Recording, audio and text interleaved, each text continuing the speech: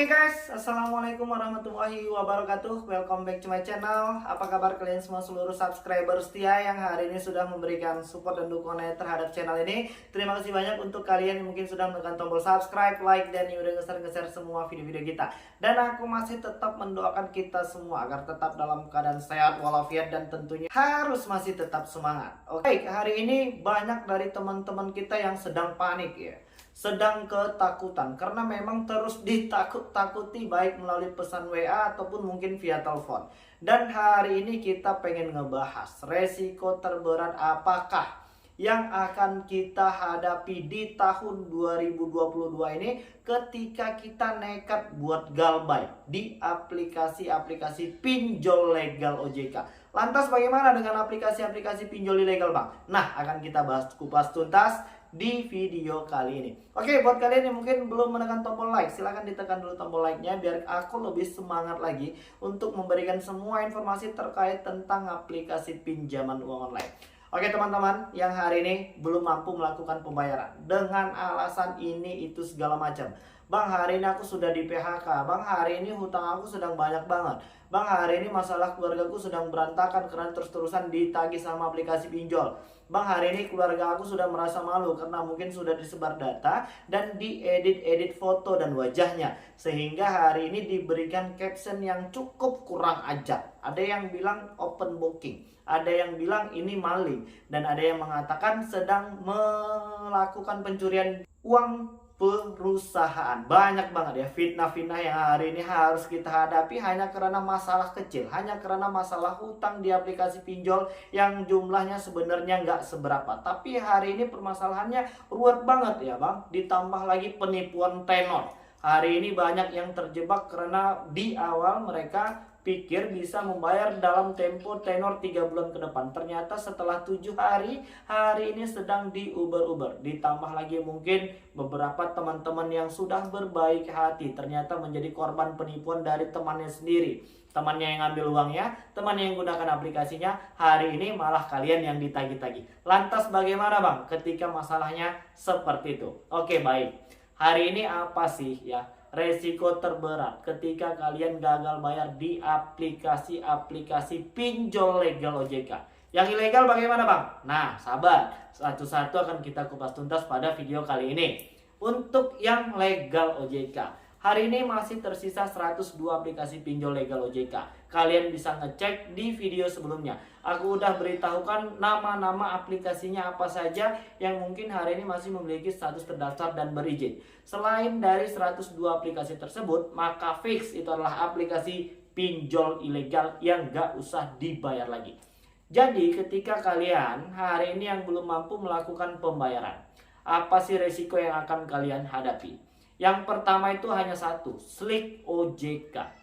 Jadi untuk semua aplikasi-aplikasi pinjol legal OJK yang sudah terkoneksi ke Slick OJK, maka secara otomatis pula akan ada catatan kemampuan kita yang hari ini belum mampu untuk melakukan pembayaran. Lantas apa resikonya Bang ketika sudah ada catatan hitam tentang hutang kita?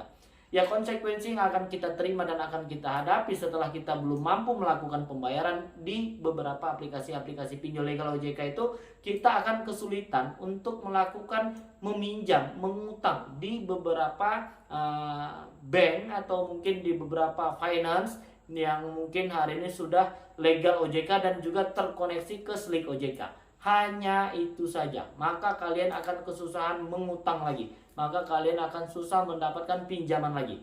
Lah bagus seperti itu. Jadi kita nggak nambah utang, jadi kita nggak nambahi beban pikiran, dan kita akan terlepas pelan-pelan dari zona riba hari ini. Bagus ya kalau seperti itu. Oke, itu yang pertama. Tentang resiko apa lagi yang terberat sih? Hanya dua kalau menurut aku. Yang pertama itu Slick OJK dan yang kedua adalah debt collector lapangan.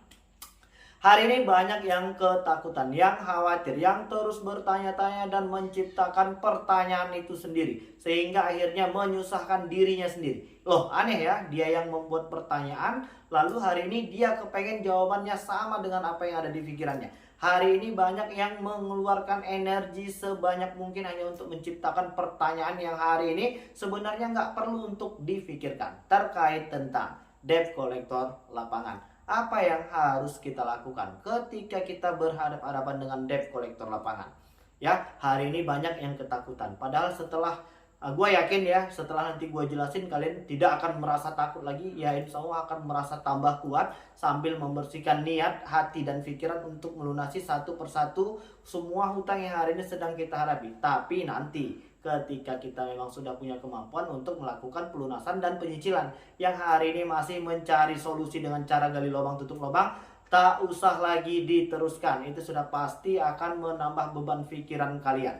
Jadi terkait tentang debt collector lapangan yang katanya akan datang ke rumah bang, dan aplikasi apa saja yang mungkin hari ini sudah punya debt collector lapangan. Ya mungkin kalau yang legal OJK itu seperti aplikasi kredit pintar ya. Kalau Kredivo, Aku Laku, Home Credit, Tunaiku, dan Indodana ya, mungkin yang sudah punya beberapa cabang di kota-kota besar di kota Indonesia ini, ya mungkin sudah ada debt collector lapangannya. Tapi kalian nggak perlu takut, tak perlu merasa malu. Ketika memang mereka datang dengan sopan, santun, ya kita wajib kooperatif dan kita jelaskan saja hari ini bahwasanya kemampuan kita untuk menyicil dan melakukan pelunasan itu memang belum mampu.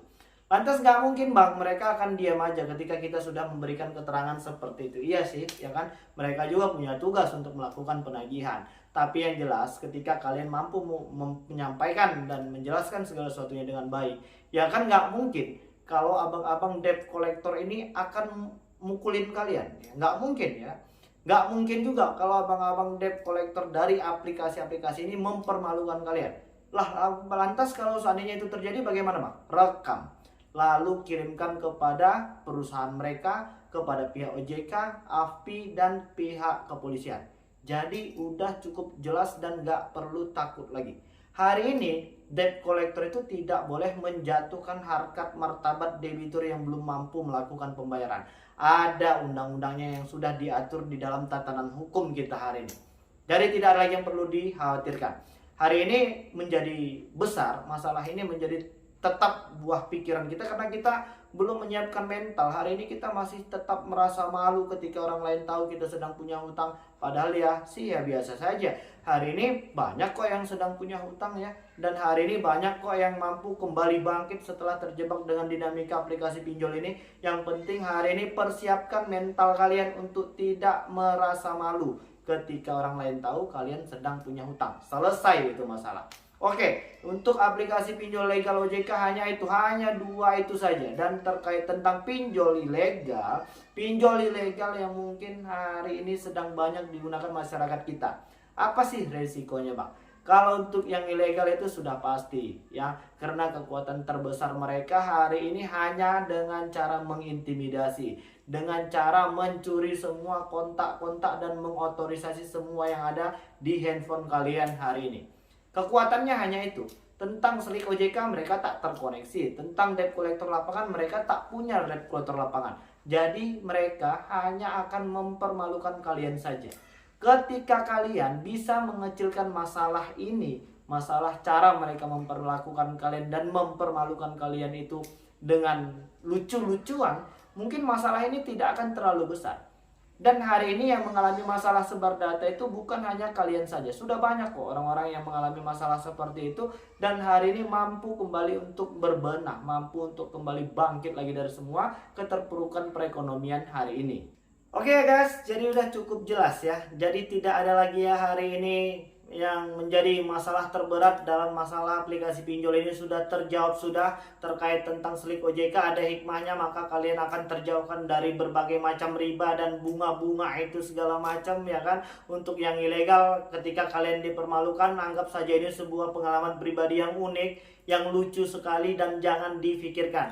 Untuk yang sudah mengalami penyebaran data yang mungkin foto-foto keluarganya, dianya, atau mungkin papa, mama yang mungkin sudah diedit, kalian nggak perlu lagi merasa malu. Jelaskan saja itu adalah aplikasi pinjol ilegal.